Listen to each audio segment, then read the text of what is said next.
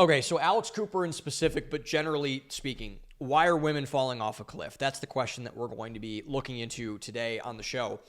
And I think really the biggest reason as to why women are in trouble, and they are in trouble, and we all can see this from various vantage points. We'll get into a lot of them today, and there's plenty of now emerging stories and trends that are very concerning and have been for a while, to be honest. But now it's accelerating, it's getting faster, etc. And I think really the biggest reason why women are in trouble is that they've been led astray, and they've been told lies by women in the culture, we'll get to that in a second, who don't want the best for them. They don't want what is best for them. This is young women in particular. This is women, young millennials, Gen Z, and the rising generation, Gen Alpha behind them, primarily Gen Z women, like women in their 20s. They're really struggling right now, like really struggling. And the reason for this largely is that there is, like men and masculinity about 10 years ago, there is complete institutional failure on behalf of helping women out, even though ironically, this is actually really kind of funny when you look at it, even though it's not. They have had all the capital, all the social resources, all of the government institutions, all of the corporations, all of the cultural leviathans in the world in terms of Hollywood and academia and big tech and everything like that. Everything has gone women's way recently, culturally. They have all the things they need to be, quote unquote, successful, but they're not. And what I think people are realizing now, what I'm realizing now, is that all of these institutions have, quote unquote, supported women and, quote unquote, been an ally to women, but they've been telling them lies the entire time. And there has been a lot of resources going to women, and that's a good thing. I mean, I'm not against resources for women at all, but what has been off kilter is the direction that they are guiding women, which has been very, very askew for a very long time. And what I think this boils down to is really three core lies. There's really three that I see in the world that really our culture enforces that have been immensely destructive to women. And they all really boil down to some degree of this kind of, again, neo-feminist kind of thinking about everything, which is really, really destructive. So lie number one that women are told: you don't need a man. This is the key. This is what opens up everything. The key to feminism and all the destruction it caused was the lie that women do not need a man in order to have a fulfilling life. You can do it yourself. A woman needs a man like a fish needs a bicycle, etc. This has been really what is peddled since the 1960s, the 1970s, and it's really on steroids now. And it's manifested in people like Alex Cooper, Hannah Berner, all of these wild sex podcasts, Sophia Franklin to be, obviously, all these other women that have really taken this pill, hook, line, and sinker, swallowed it whole, and now are just blasting it on everything. And this has gotten a foothold inside of more institutional, cultural institutions, etc. And this, you don't need a man lie, you can have it all, you can do everything by yourself, etc. It's just not true. It's not true. It's a lie. It's a lie for men and it's a lie for women that we don't need each other. You don't need a woman. You don't need a man, etc. No. You do, actually, in the vast majority of cases. And the vast majority of people that listen to podcasts like Call Her Daddy and the shows that we've been talking about and we will continue to talk about, they are women that need a man. They are. Because most women need a man to live a full, actualized life. That is just the honest truth of it. It's the same in the inverse as well. And it's what I think is really destructive about this, and this will be a running theme throughout the entire episode as well, is that it is antithetical, this you don't need a man lie, to all the things that have traditionally provided value to women.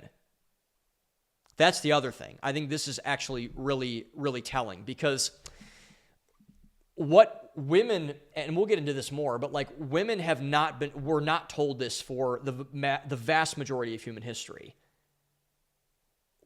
The lie of independence is really what's killing women.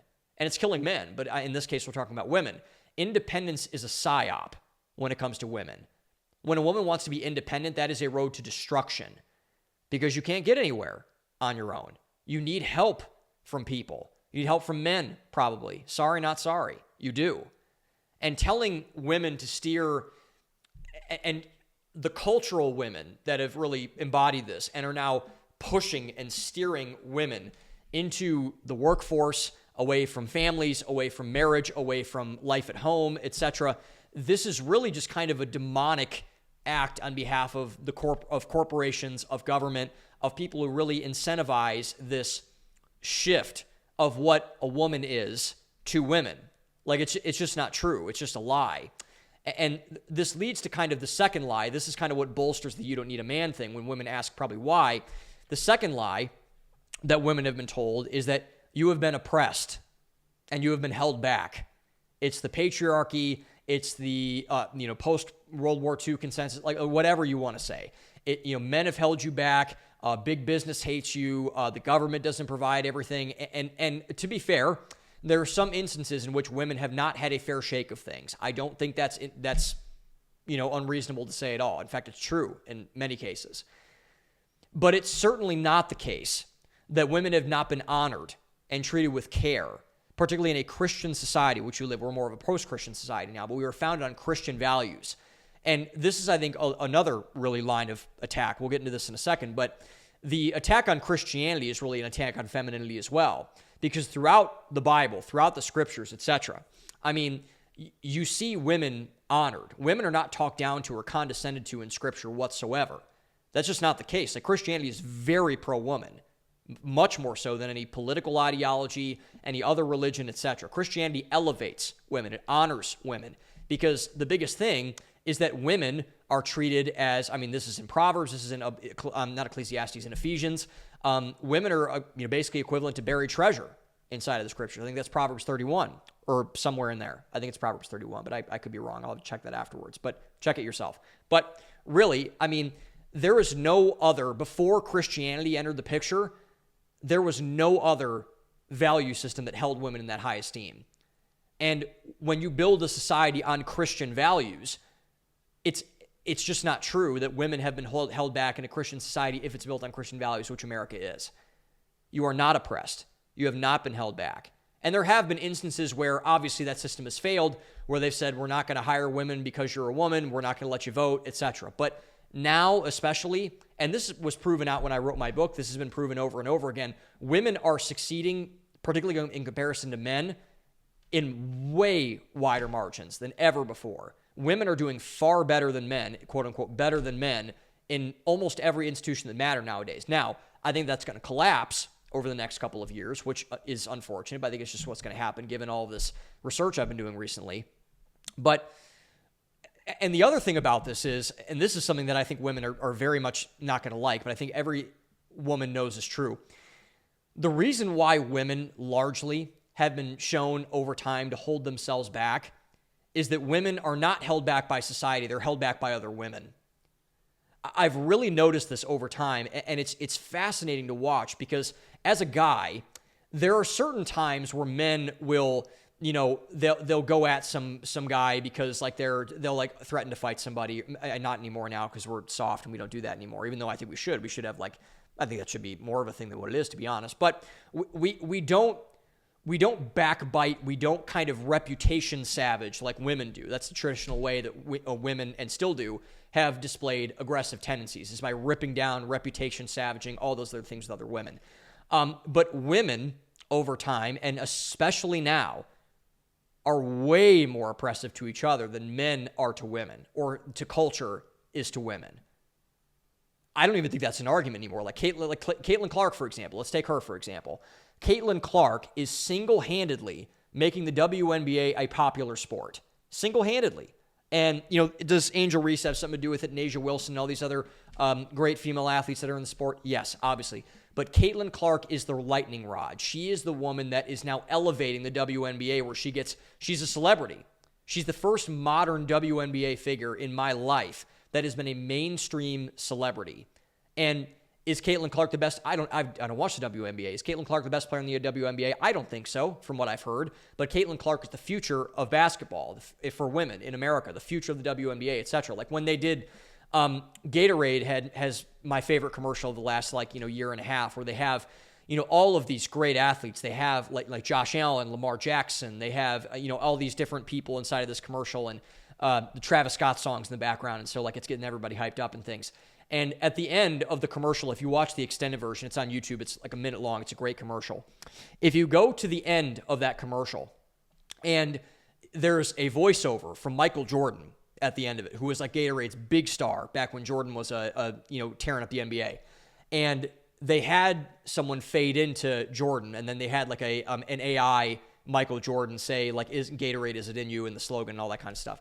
But the person they had fade into Michael Jordan when they did the AI Jordan was not Josh Allen, who just won the MVP of the NFL and is top 5 quarterback, probably a Hall of Famer in the future. It was not Lamar Jackson, who has won 2 MVPs, and in my opinion should have won the MVP last year. I thought Lamar should have won it again last year, and that's no offense to Josh. Josh had a great year. I thought Lamar was better. It was not either of those two guys who play the most popular sport in the world, or in America at least. Soccer's probably more in the world, but in America, the most popular sport by far, it was Caitlin Clark. And this is an amazing thing for WNBA, for women's basketball. It's becoming immensely popular. It's growing so big. And yet, she's getting punched on the court. She's getting trashed by, all these women in press conferences. She's getting bodied. Like, I wrote an article about this a couple weeks ago where Caitlin Clark is the Jackie Robinson of this era. She is going to get pilloried by everybody inside of her sport. Everybody. And it's a very different scenario, obviously, because Jackie Robinson was going against Jim Crow. He was in, incredibly, racialized culture back when he went into it. But, I mean, Caitlin Clark is getting beat to hell every single day. Like, every day I see, her getting, like, elbowed or socked in the face or trashed by some, woman in a press conference or whatever. And it's like, all of this to say, women hold other women back way more than men or the culture do. Men don't compete with women. Men compete with men. Women compete with women. But now women are tearing down everybody, which is enough about the oppressor argument. Line number 3 that women are told: traditional femininity is oppressive in and of itself. And this was really the biggest lie that that women were told, was that in order to become fully actualized as like a good feminist, quote unquote, or whatever, you needed to cut ties with anything that defined womanhood in the past. Anything your mom did, grandma did, cook and clean the house, raise kids, be a stay-at-home mom. Don't do that. They were repressed. They are part of the problem. They're, living in an archaic society, like whatever the excuse was. And so to be a real feminist, a quote-unquote real feminist, you need to cut ties with anything that defined femininity in the past. You could, and this is just, I can't find a more like, again, I called this demonic earlier because it is, and we'll talk about the church in a couple segments, but like, how could you dare tell somebody to no longer go back to what made them happy for generations of the past? This is what really made me angry about the whole toxic masculinity thing, is that like, hey, like, our grandfathers had a lot of purpose. My grandfather had a lot of purpose. He did. And they basically, he had a family, and he had a job, and he had 5 kids, and he was he had worked really hard, and obviously, working conditions weren't what they are now, and there was a bunch of things that happened, but like largely it's like, that's a good life. And my grandpa's told me as such. Literally every time, I'm very close to my grandparents. I talk to my grandpa about this all the time. And he says like, Sam, you just largely do what I did and you'll be okay. That's kind of what he said. And he hasn't really put it in that blunt context, even though my grandpa's a very smart man, very blunt man. But that's the path. And the viciousness of the toxic masculinity argument was that, hey, men, you're no longer allowed to do that. Don't do what your grandfather did to be happy. Can't do that anymore. That's oppressive. That's, you're a sexist or a misogynist or whatever. And the same is true with women. Don't do what your grandmothers did. Don't do what your mom did. They were saps.